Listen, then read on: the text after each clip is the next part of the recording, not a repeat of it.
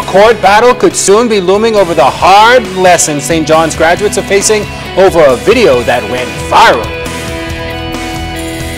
The health minister analyzes the critical care block under construction at PNH. And a teen charged with murder admits to another offense. The National Report starts now. Now in HD.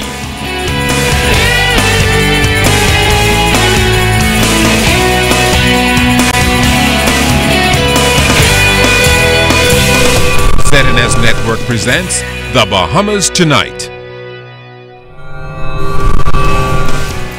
This segment of the news is brought to you by BTC, powered by Lime.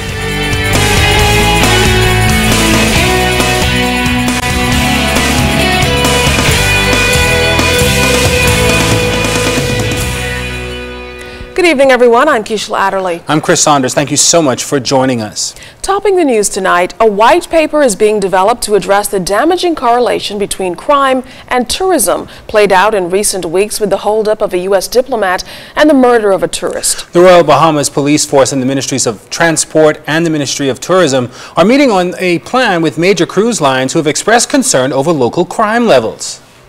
Now, Tourism Minister Obi Wilshka met with representatives from major cruise lines recently to discuss how to keep so-called tourism zones safe, thereby protecting valuable tourist dollars. The cruise line is very concerned that they're bringing large numbers of visitors to the Bahamas. They have a responsibility for those visitors, as we do.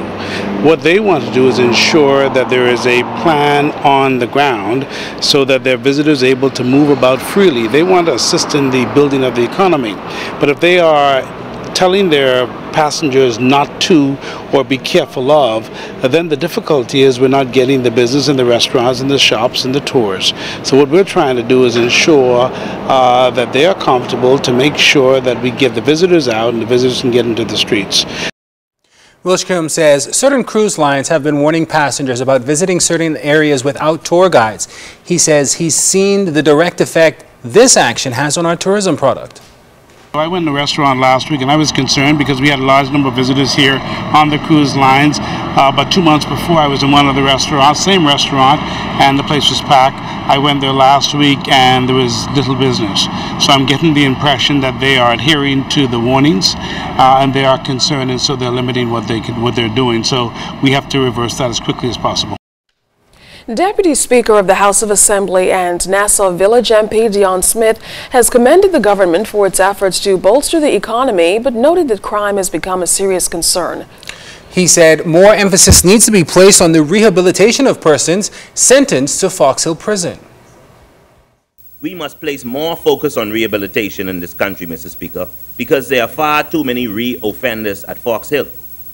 In addition, we need to look at ways to improve the conditions at the prison to promote a rehabilitative environment until a new prison can be built. You know, it is my opinion, Mr. Speaker, that if more persons are rehabilitated and not just punished, we will have less persons committing crime. Mr. Speaker, our society as a whole has to become a part of this crime solution. Also from Parliament today, Health Minister Dr. Perry Gomez talked about the construction of the new critical care block at the country's primary health care facility. He commended the former administration, saying it's a very nice unit. However, he expressed some concerns with it. For the size country we have today. And if you had done the homework properly, you would have come up with a different formula. Very well. And so, don't come here bragging about what you did, because what you have built is inadequate for the population of the size today and the demographics as well. Meantime, in his contribution, Dr. Minnis took the government to task over its first-year record. Dr. Minnis said that the country was left on the rebound from the economic recession by the former administration and that he doesn't see much evidence of improvements by this government over the last year. Our Janaea Noel Ferguson has more. 121. That's the number of murders Free National Movement leader and Member of Parliament for Killarney, Dr. Eubin Minnis, claims has been recorded in the country since the Progressive Liberal Party took office in 2012. On the 7th of May, 2012, The murder count stood at 45. 18 days later, the murder count had risen by 11 to 56. On the 29th of May, 2013, the day on which this year's budget communication was delivered this year, the murder count stood at 49 as compared to 48 on the same day of 2011. And if the government was to receive a grade for its performance in the last year, Dr. Minnis says its report card would read something like this. Solutions to crime. Again, F. Dr. Minnis urged Progressive Liberal Party leader Prime Minister Perry Christie to take control, Prime Minister. This is your government. And as for the 2013-2014 budget, the FNM government was able to leave the Bahamas within a wheelchair. But within 1 year of the PLP coming to government, the Bahamas was immediately bedridden. And what this budget would do, Mr. Speaker, is now remove the Bahamas from bed. We're now being placed on respirators. Janae Noel Ferguson, ZNS Network News.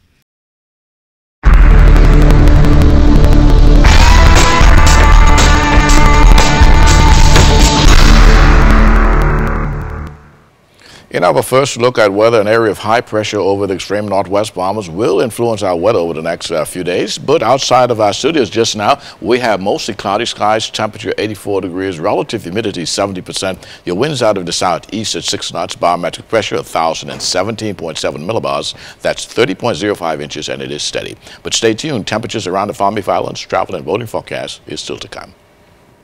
In other news, parents and seniors of the St. John's College class of 2013 have taken their protests over the cancellation of the traditional graduation and prom to another level.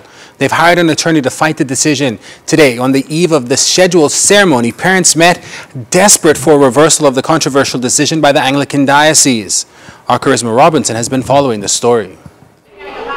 Our cameras were not allowed in Monday's 2-hour-long meeting, but irate parents and seniors of St. John's College did hash out their concerns with attorney Christina Galanos. They want to move forward with legal action against St. John's College and the Anglican Central Education Authority for its decision to cancel this year's graduation ceremony and prom. The decision has outraged parents and even more devastated members of the 2013 class. We signed a contract twice just to have the opportunity to graduate. If we knew that at this point we would not be able to graduate, it doesn't make sense that we come out here, try our best, do our work, and do whatever.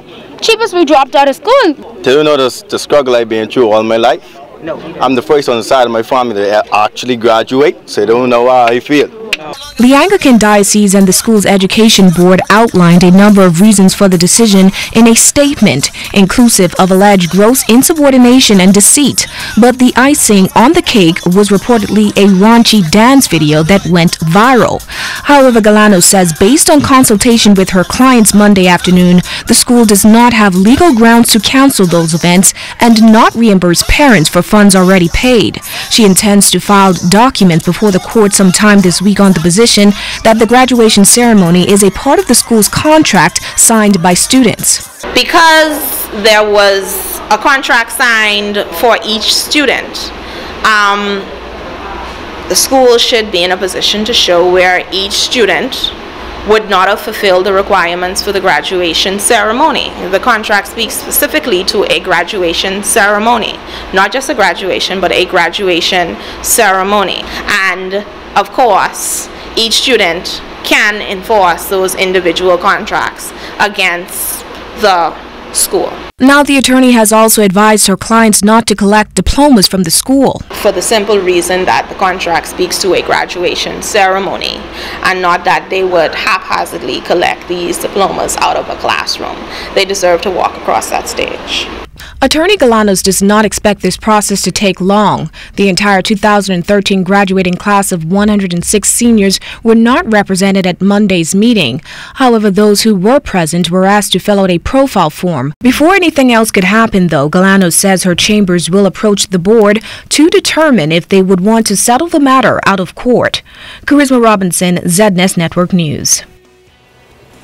Well, still to come tonight, the link between a murder accused and a charge over an electronic monitoring bracelet.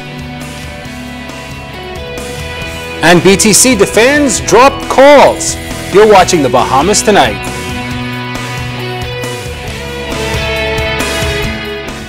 The journalist post-1973 has inherited not only the freedom of independence, but the privilege of telling the story of the Bahamas as she comes of age. 4 changes in leadership, for example, speak to an electorate that understands the freedom it has with its democracy. A more educated citizen continues to ask the questions, challenging perceived injustices, for example, that put a hold on things like capital punishment. And every day we continue to debate issues like where the Bahamas fits into the new world order, what we're going to do about rising crime now and into the future, and what the next leader of the country should look like. Well, what's the next angle of the story? I can't wait to find out.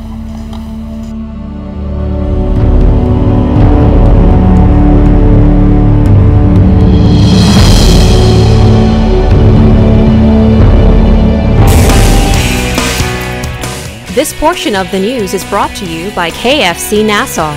KFC Nassau is so good.